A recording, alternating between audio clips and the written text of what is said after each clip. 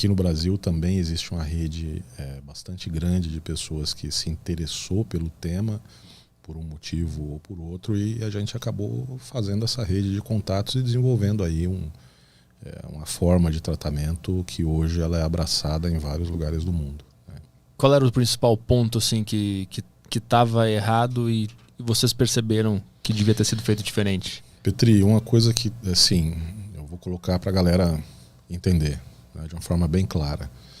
Se você for para um hospital qualquer com sintomas de apendicite, o cara vai falar para você: ô Petri, deixa de mimimi, vai tomar uma Novalgina e fica em casa, volta se você estiver morrendo. Não vai. Se você quebrar seu pé, saiu lá do jogo de futebol dos pernas de pau, aí você vai aparecer lá com o pé quebrado, o cara falou: toma aqui um anti-inflamatório, vai para casa, quando você tiver manco você volta. Não vai. Se você tiver uma amidalite, você vai demorar para tratar? Se você tiver uma pneumonia, você vai demorar para tratar? Lógico que não. Nenhuma doença em medicina você trata só no final da doença. Pelo contrário, você, quanto antes começar a tratar, maior é a chance do paciente se curar ou passar por aquela doença sem grandes problemas. E com essa doença específica, as pessoas estavam advogando o contrário, que era para o cara ir para casa e só voltar para o hospital quando tivesse com falta de ar. Mas o elemento transmissão não faz sentido? Cara, faz sentido, é uma doença extremamente transmissível, quanto a isso é inegável, né? Mas o que eu digo é, uma vez que você tem sintomas da doença, para que esperar para tratar? O doente ele precisa ser tratado o mais precocemente possível em qualquer doença. Isso é uma norma básica da medicina. Então, como é que a gente ia fugir de toda a medicina só porque essa é uma nova doença? Não tem cabimento. Né? Além disso, existe toda uma questão psicológica com essa doença. As pessoas acham que se vê um teste positivo, tô ferrado, eu vou morrer. Porque se criou um terrorismo tal que se acha que pegou é igual sentença de morte. Isso é mais um fator que deve levar o médico a acolher precocemente o paciente, para poder acalmar o paciente, ele sentir que ele está sendo visto, que ele está sendo cuidado, que ele está sendo olhado.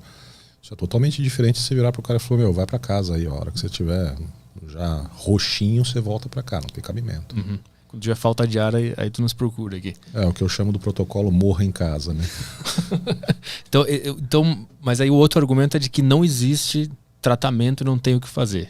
Como é que tu responde a isso? Cara, eu respondo que eu devo ter aí, então, ser um cara que o raio divino cai muito, porque todos os que eu tratei saíram bem. Eu vou te dizer que eu tenho, junto ao grupo que eu pertenço, né, que acredita nessa filosofia de tratamento, pessoas como Zé Balos, Francisco Cardoso, Roberta Lacerda, Ellen Guimarães. São mais de 5.000 pacientes tratados com a mortalidade de 0,3%. Isso está registrado? Está em vias de publicação, né? O processo de publicação de um trabalho em revistas indexadas, revistas por pares, né? O material analisado por outros médicos, ele é um processo que leva um certo tempo. Né? Então a gente precisa, primeiro passo, obter um consentimento do Comitê de Ética em Pesquisa, que demora alguns meses aqui no Brasil. Aí depois você submete isso para a revista manda geralmente para 3 revisores, cada um faz as suas considerações, então nós estamos no meio desse processo aguardando a publicação desse grupo que a gente chama de corte, desse grupo inicial de pacientes. Mas temos outros trabalhos já publicados em revistas por pares, né, revisadas por pares, como por exemplo a brilhante experiência que os médicos brasileiros tiveram em Belém do Pará. No meio daquele caos, lembra que faltou leito, morria gente esperando vaga de hospital, os médicos brasileiros resolveram entrar com um protocolo porque era uma situação que não tinha o que fazer, não tinha mais leito vago na cidade. Então ou você tratava o cara em casa ou o cara ia morrer esperando leito.